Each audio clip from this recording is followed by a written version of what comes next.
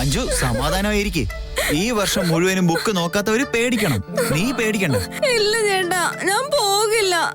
ഞാൻ നാണം കെട്ട് പോകും. എനിക്ക് അഞ്ജു പേടിയാവുന്നുണ്ട്. ദേ എന്റെ കണ്ണിലേക്ക് നോക്കി.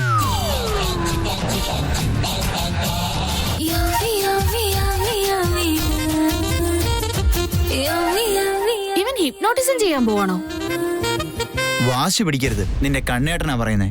നിന്റെ കരച്ചിലെടുത്ത് എന്നെ നോക്ക്.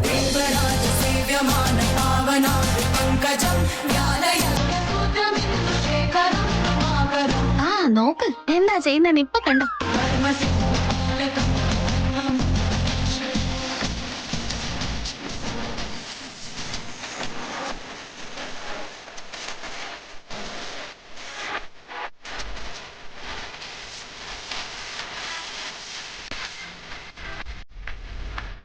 എന്തിനാ ഇത്ര പേടിക്കുന്നത് മോളെ? ഇത് ഫൈനലൊന്നും അല്ലല്ലോ. 10th എക്സാം എന്ന് പറയുന്നത് നിന്റെ ഫ്യൂച്ചർ ഒന്നും അല്ല. നിന്റെ ലൈഫിൽ ഇത് ഫസ്റ്റ് ആണ്. ടെൻഷൻ ആയി കഴിഞ്ഞാ അറിയാവുന്നതും കൂടെ മറന്നുപോകും. അപ്പോ എന്ത് ചെയ്യും? അങ്ങനെ തന്നെ സംഭവിക്കുമെന്ന് എനിക്ക് പേടിയാവുന്നു ചേട്ടാ. നിനക്കൊരു ചെറിയ കാര്യം പറഞ്ഞുതരാം. നിനക്കിന്ന് സ്കൂളുണ്ട്, യൂണിഫോം ഉണ്ട്, ഒരു വർഷം മുഴുവൻ പഠിച്ചു, ഇതുവരെയുള്ള എക്സാംസും എഴുതി കഴിഞ്ഞു. ഇനി ഒരു 2 എക്സാമും കൂടെ കഴിഞ്ഞാൽ 10th കഴിഞ്ഞല്ലോ. എന്നാൽ നിന്നെ പോലുള്ള എത്രയോ കുട്ടികൾക്ക് സ്കൂളിലൊന്ന് പോകാൻ പോലും പറ്റുന്നില്ല. ശരിയല്ലേ?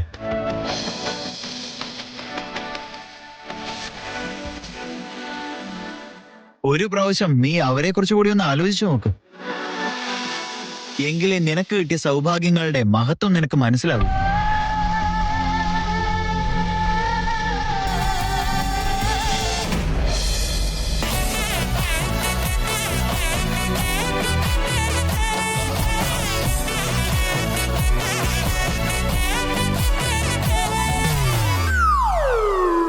ഏയ്, നീ എന്താ ചെയ്യുന്നേ? അതായി എനിക്ക് ചോദിക്കാനുള്ള. എന്റെ കൈ കയറി പിടിച്ച എന്തിനാ ചോദിച്ചത്? ഞാനിത് കുറെ ദിവസമായിട്ട് നോക്കിക്കൊണ്ടിരിക്കുക. നിങ്ങളുടെ കൈ കുറച്ച് ഓവർ ആക്ടിങ് ചെയ്യുന്നുണ്ട്. നിങ്ങൾക്ക് എന്തോ ചെറിയ കുഴപ്പമുണ്ട് ബോസ്. വാട്ട്? വേറെന്ത് പറയാനാ? നോർമൽ ആയിട്ടിരിക്കും, നോക്കിയിരിക്കുമ്പോ പെട്ടെന്ന് ചിരിക്കാൻ തുടങ്ങും. അത് കഴിഞ്ഞ നിങ്ങളുടെ കൈ എക്സസൈസ് ചെയ്യുന്നത് പോലെ മേലോട്ട് പോകും. റൊമാൻറ്റിക് ആയിട്ട് ഷാരൂഖ് ഖാനെ പോലെ പോസ് ചെയ്യാൻ തുടങ്ങും. പിന്നെ ഉള്ളുകൊണ്ട് എന്തോ പറയുന്ന പോലെ തോന്നും. അതുകൊണ്ടെന്താ? ഇനി ഒരു പ്രാവശ്യം കൂടെ അങ്ങനെ ചെയ്യണ്ടല്ലോ എന്ന് കരുതിയ കൈ പിടിച്ച്.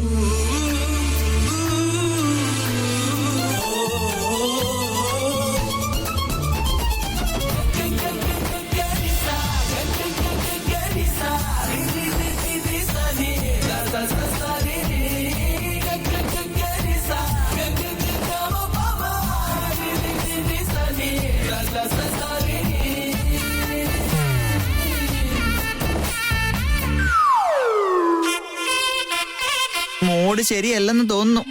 ഇപ്പൊ ശരിയാക്കിക്കൊണ്ടിരിക്കുകയാണെന്നാ തോന്നുന്നേ.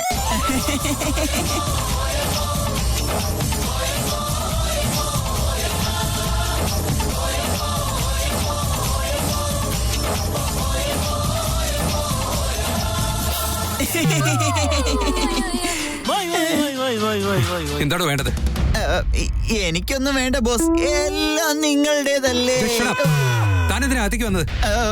നിങ്ങള് മേഡത്തിനെ വിളിക്കാൻ പറഞ്ഞിരുന്നു. ഞാൻ മേഡത്തിനെ തിരഞ്ഞ് സീറ്റിലൊക്കെ പോയി നോക്കിയപ്പോ മേഡം അവിടെ ഇല്ല എന്ന് പറയാൻ വേണ്ടി വന്നതാ. പക്ഷെ ഇവിടെ വന്നപ്പോ മനസ്സിലായി ഞാൻ ഇവിടെ വരേണ്ട കാര്യം ഇല്ലായിരുന്നു. തന്റെ ജോലി ഇപ്പൊ ഇത് മാത്രമായിരിക്കും. ബോസ്, നിങ്ങള് വേറെ മൂഡിലായിപ്പോ. മൂഡ് മാറാൻ ഒരു നല്ല ഫിൽറ്റർ കോഫി ഓർഡർ ചെയ്യട്ടെ. ഓഹോ, നിങ്ങളുടെ മൂഡ് ശരിയല്ലായിരുന്നോ ബോസ്? സോറി, എനിക്കറിയില്ലായിരുന്നു. ഞാനെന്തോ അറിയാതെ കയറി വന്നതാ.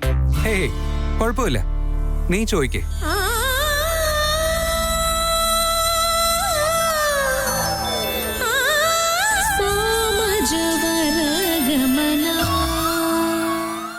നിങ്ങളെ കാണാത്തത് കൊണ്ട് തന്നെയാണ് മൂഡ് ശരിയല്ലാത്തത് മേഡം. ഇപ്പൊ നിങ്ങളെ കണ്ടല്ലോ, ഇപ്പൊ ശരിക്കും സന്തോഷമായി കാണും.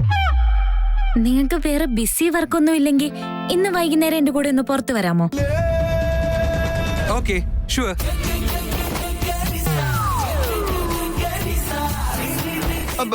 ബോസ്, നിങ്ങളുടെ മൂഡ് ശരിയല്ല എന്ന് പറഞ്ഞല്ലോ. അത് അപ്പോഴായിരുന്നു, ഇപ്പൊ ശരിയായി. ഇവള് ശരിയാക്കി.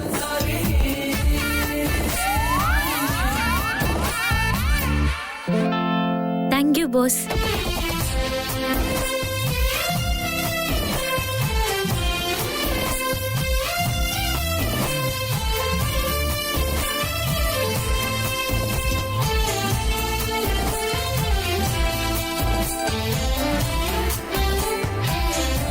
ഇനി നിനക്ക് ടെൻഷനായി എല്ലാം മറന്നുപോയെന്ന് തന്നെ വെച്ചു. എന്തായാലും ഫെയിൽ ഒന്നും ആവില്ലല്ലോ, കുറച്ച് മാർക്ക് കുറയുമായിരിക്കും. ഇനിയും നിനക്ക് പഠിക്കാൻ കുറെ കാര്യങ്ങളുണ്ട്. ഇതിപ്പോഴും തുടക്കം മാത്രമാ. നീ ഇതിനെ പേടിച്ചാ ഭാവിയിൽ ഇതിലും വലിയ പരീക്ഷകളുണ്ടാകും, പ്രശ്നങ്ങളും ഉണ്ടാകും. അപ്പൊ നീ എന്ത് ചെയ്യും? എനിക്ക് അറിഞ്ഞൂടാ ചേട്ടാ. ഒരിക്കലും നമ്മള് നെഗറ്റീവായിട്ട് ചിന്തിക്കാൻ പാടില്ല. എന്ത് പ്രശ്നം ഉണ്ടായാലും അതിലൊരു പോസിറ്റീവായിട്ടുള്ള കാര്യം ഉണ്ടാകും. അതിനെ മാത്രം നമ്മൾ നോക്കണം. ഞാനും എക്സാം ടൈമിൽ ഇങ്ങനെ തന്നെയാണ്. ഒരു ദിവസം ഞാൻ എക്സാമിനെത്താൻ ലേറ്റ് ആയി. അന്ന് ഞാൻ ടെൻഷനായി എന്റെ ഫ്യൂച്ചർ എന്നെ പോയെന്ന് വിചാരിച്ചാണ് എക്സാം എഴുതാൻ വേണ്ടി പോയത്. എന്തായാലും എക്സാം തോക്കുന്ന കരുതി ഞാൻ കൂളായിട്ട് എഴുതി. വേറൊരു പ്രാവശ്യം എനിക്ക് ചാപ്റ്റർ റിവൈസ് ചെയ്യാൻ പോലും പറ്റിയില്ല. പഠിക്കാത്ത ചോദ്യം വരുമെന്ന് എന്റെ മനസ്സ് പറഞ്ഞുകൊണ്ടേയിരുന്നു. പക്ഷേ അത് പഠിക്കാനുള്ള സമയവും ഇല്ലായിരുന്നു. അപ്പോഴും ഞാൻ ടെൻഷൻ അടിച്ചില്ല. അത്രയും ചോദ്യങ്ങളുടെ കൂട്ടത്തിൽ ആ ഒരു ചോദ്യം വന്നാലും പോട്ടെ എന്ന് കരുതി ടെൻഷൻ ആവാതെ ധൈര്യത്തോടെ ഞാൻ എക്സാം എഴുതി.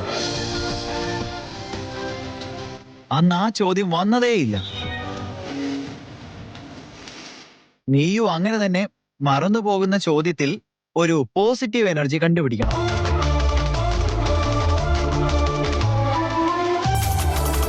മറക്കുന്നതെല്ലാം മറന്നു പോട്ടെ, പക്ഷെ എക്സാം സമയത്ത് അതെല്ലാം ഓർമ്മ വരും.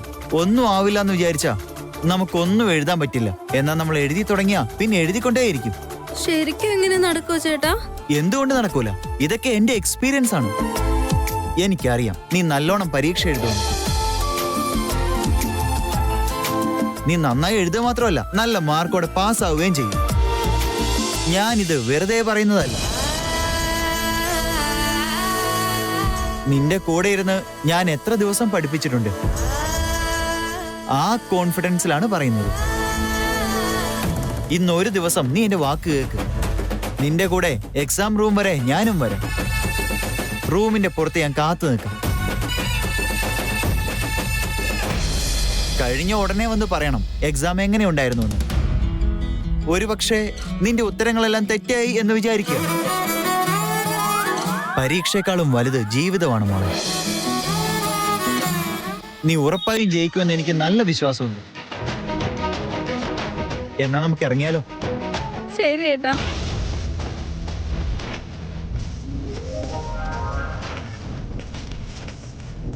എന്റെ മോൻ എന്ത് നന്നായിട്ടെല്ലാം പറഞ്ഞു കൊടുത്തവക്ക്. നിന്റെതേ നല്ല ഒന്നാന്തര അഭിനയം. നീ കാണുന്ന പോലെയല്ല, നിന്റെ മനസ്സില് കൊറേ കാര്യങ്ങളുണ്ട് കാട്ടുപോത്തേ. എഴുന്നേക്ക്.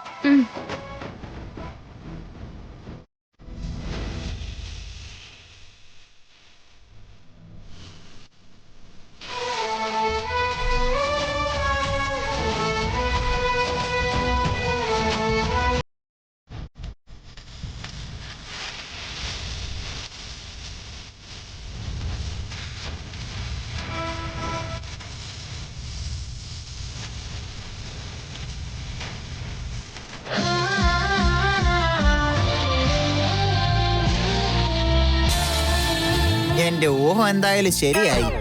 ഭക്തൻ ലൈറ്റർ ചോദിച്ചപ്പോ ദൈവം തന്നെ സിഗരറ്റ് കൊടുത്താൽ ഭക്തന്റെ മനസ്സ് നിറഞ്ഞ് അവന് സന്തോഷമാവില്ലേ? തോനെന്താടോ നോക്കി നിൽക്കുന്നത്?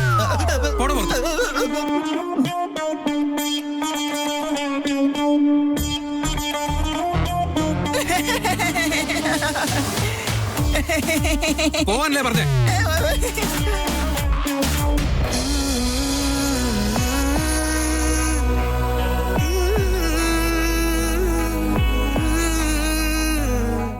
നിങ്ങൾക്ക് വേറെ ബിസി വർക്കൊന്നും ഇല്ലെങ്കിൽ ഇന്ന് വൈകുന്നേരം എന്റെ കൂടെ ഒന്ന് പുറത്തു വരാമോ?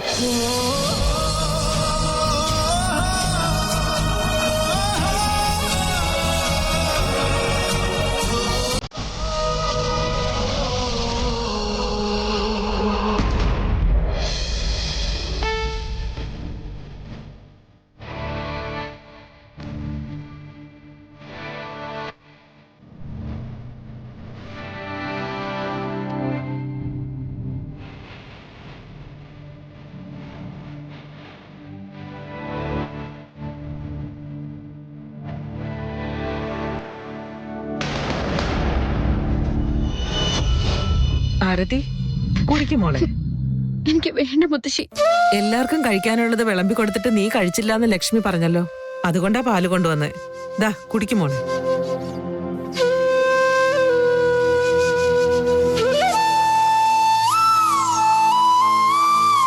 കാര്യം എന്താന്നൊക്കെ എനിക്ക് മനസ്സിലായി. ഞാൻ ശരിക്കും തെറ്റ് ചെയ്തു. പാവ ഏട്ടത്തി, ഞാൻ കാരണം ഒരുപാട് വേദന അനുഭവിക്കേണ്ടി വന്നു. അങ്ങനെയൊന്നും ഓർത്ത് നീ വിഷമിക്കണ്ട. നമ്മുടെ വീട് വിട്ട് വേറെ വീട്ടിൽ വരുമ്പോ അവിടെ ഉള്ളവരെല്ലാം നമ്മുടെ സ്വന്തം ആൾക്കാരാണെന്നുള്ളത് ഉൾക്കൊണ്ട് ജീവിക്കുക അത്ര എളുപ്പമല്ല. പക്ഷെ നീ ആ കാര്യങ്ങളൊക്കെ നന്നായിട്ട് തന്നെ ചെയ്യുന്നുണ്ട്, അതുകൊണ്ട് വിഷമിക്കണ്ട. ഇല്ല മുത്തശ്ശി, മരുമോളായ ശേഷം ആദ്യം ഉണ്ടാക്കേണ്ടത് വിശ്വാസമാണ്. നമ്മൾ എന്താണ്, നമ്മുടെ ജോലി എന്താണെന്നൊക്കെ അമ്മ എനിക്ക് പറഞ്ഞു തന്നിട്ടുണ്ട്. പക്ഷെ ഞാൻ കാരണം ഇന്ന് വലിയൊരു തെറ്റാ ഉണ്ടായിരിക്കുന്നത്. നീ ഇപ്പോഴും ഇതൊരു വേറെ വീടായിട്ടാണ് കാണുന്നത്. ഇത് പണക്കാരുടെ വീടാണ്. ഇങ്ങനെ ചെയ്താൽ അവരെന്ത് വിചാരിക്കും, എപ്പോ സംസാരിക്കണം, എപ്പോ ചുമ്മാ ഇരിക്കണം എന്നൊക്കെ നീ ഇങ്ങനെ കൂടുതലായിട്ട് ആലോചിച്ച് വല്ലാതെ മനസ്സ് വിഷമിപ്പിച്ചോണ്ടിരിക്കുന്നുണ്ട്. അത് ശരിയാ മുത്തശ്ശി, എന്നെ കൊണ്ട് ഇതൊക്കെ ശരിക്കും ചെയ്യാൻ പറ്റുമെന്ന് എനിക്കൊരു വിശ്വാസമില്ല. ഇനി എന്റെ കയ്യിൽ നിന്ന് എന്തെങ്കിലും അബദ്ധം പറ്റുമെന്ന് എനിക്ക് വളരെ പേടിയാവണം. നീ കുട്ടിയല്ലേ, അങ്ങനെയൊന്നും വിചാരിക്കണ്ട. എല്ലാരും ഒരേപോലെ ഇരിക്കില്ല, അങ്ങനെ ഇരിക്കാനും പാടില്ല.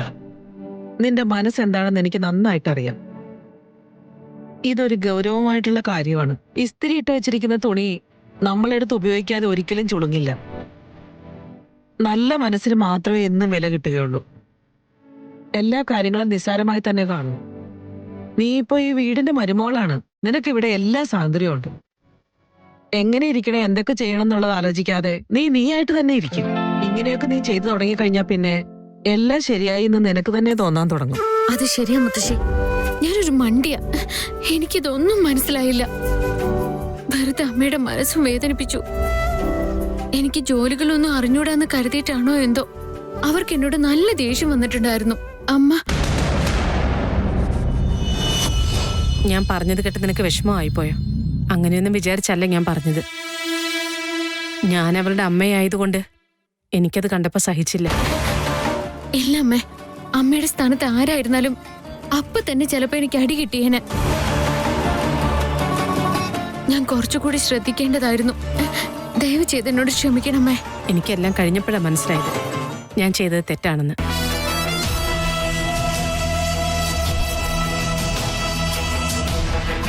നീ വിഷമിക്കൊന്നും വേണ്ട ആരതി.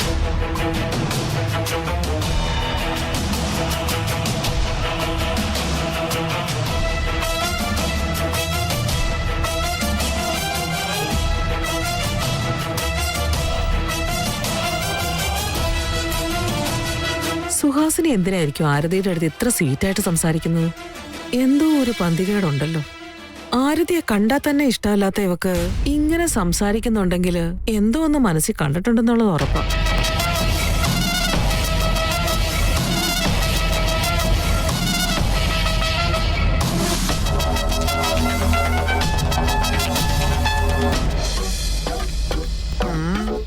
ആദ്യം മേഡത്തിന് കൊടുക്കുന്ന ഗിഫ്റ്റ് ഓൺലൈൻ പേയ്മെന്റ് ആയിട്ട് ചെയ്യാൻ പറഞ്ഞു.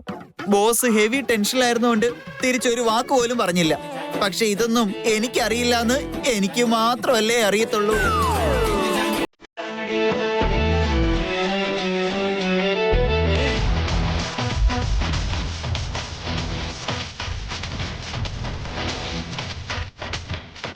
എന്തൊക്കെയോ കാണിക്കുന്നുണ്ടല്ലോ ദൈവമേ.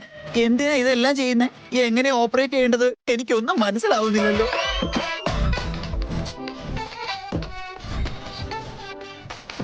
എന്തോ നമ്പറൊക്കെ ചോദിക്കുന്നുണ്ടല്ലോ. ആരുടെ നമ്പർ ആയിരിക്കും? ആ, ബോസിന്റെ മൊബൈൽ നമ്പർ ആയിരിക്കും. എന്നെ പോലെ ഗതികെട്ടൊരു ഈ ലോകത്ത് വേറെ ആരും കാണില്ല. ബോസിന്റെ നമ്പർ പോലും എനിക്ക് ഓർമ്മയില്ല.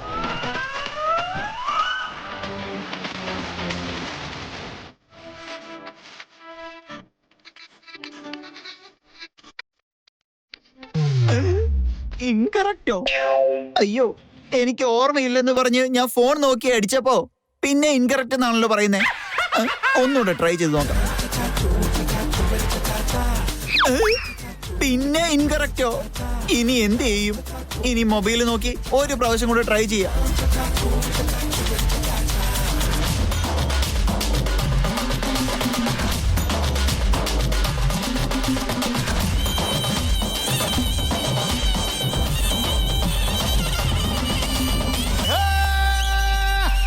അയ്യോ, ബ്ലോക്ക് ആയി പോയല്ലോ. ബോസിന്റെ കാർഡായത്. അയ്യോ, ബ്ലോക്ക്. അയ്യോ, ബ്ലോക്ക് ആയി പോയി. എന്ത് കഷ്ടമായത്. ബോസ് ഇന്ന് എന്നെ കൊല്ലും. ഇനി ഞാൻ എന്ത് ചെയ്യും എന്റെ അമ്മച്ചി?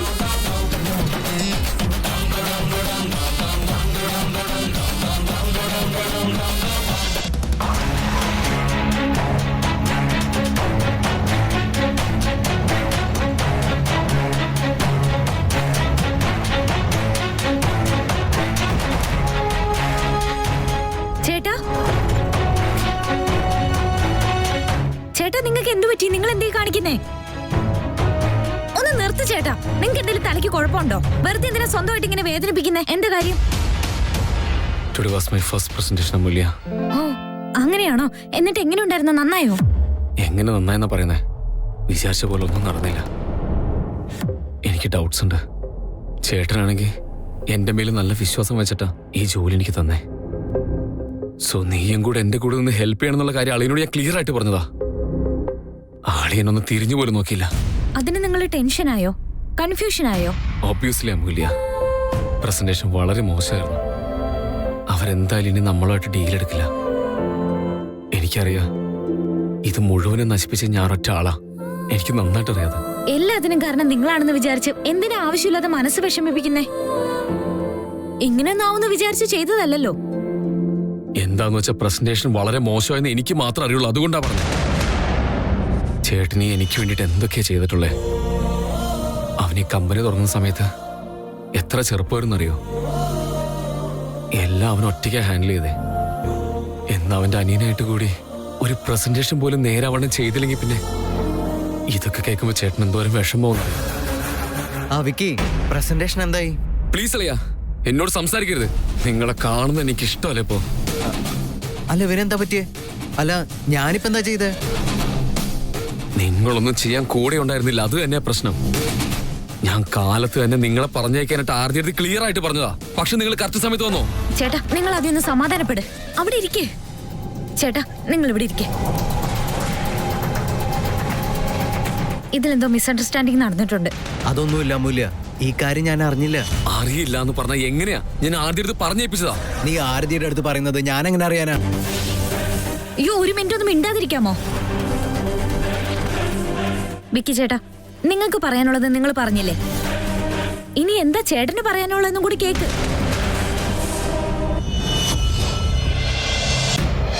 വിക്കി ചേട്ടാ, നിങ്ങൾക്ക് പറയാനുള്ളത് നിങ്ങൾ പറഞ്ഞില്ലേ? ഇനി എന്താ ചേട്ടന് പറയാനുള്ളതെന്നും കൂടി കേക്ക്. നിങ്ങളുടെ പ്രസന്റേഷൻ മോശമാണെന്ന് കരുതി എന്തായാലും ചേട്ടൻ വരാതിരിക്കില്ലല്ലോ. പിന്നെ എന്താ വരാഞ്ഞ്? നിങ്ങൾ വന്നിട്ടുണ്ടായിരുന്നെങ്കിൽ ഞാൻ എത്ര കോൺഫിഡന്റ് ആയിട്ടായിരിക്കും പ്രസന്റേഷൻ കൊടുക്കാന്നറിയോ? എന്റെ അവസ്ഥ അങ്ങനെ ആയിരുന്നു വിക്കി.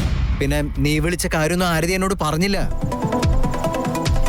ബ്രേക്ക്ഫാസ്റ്റിന്റെ സമയത്ത് എന്തൊക്കെയാ സംഭവിച്ചെന്നറിയോ? കാലത്ത് എനിക്ക് ആദ്യം ഹോസ്പിറ്റലിലേക്ക് കൊണ്ടുപോണ്ടി വന്നു. ആ ഒരു ടെൻഷനില് ഇവിടുത്തെ പ്രസന്റേഷന്റെ കാര്യവും ഞാൻ മറന്നുപോയി. അവളെ തിരിച്ചു കൊണ്ടുവരുമ്പോഴാണ് ഞാൻ ഓർത്തത്. അതുകൊണ്ടാണ് ഞാൻ വേഗം വന്നത്. ചേച്ചിക്ക് എന്ത് പറ്റി? വേറെ കുഴപ്പമൊന്നുമില്ലല്ലോ?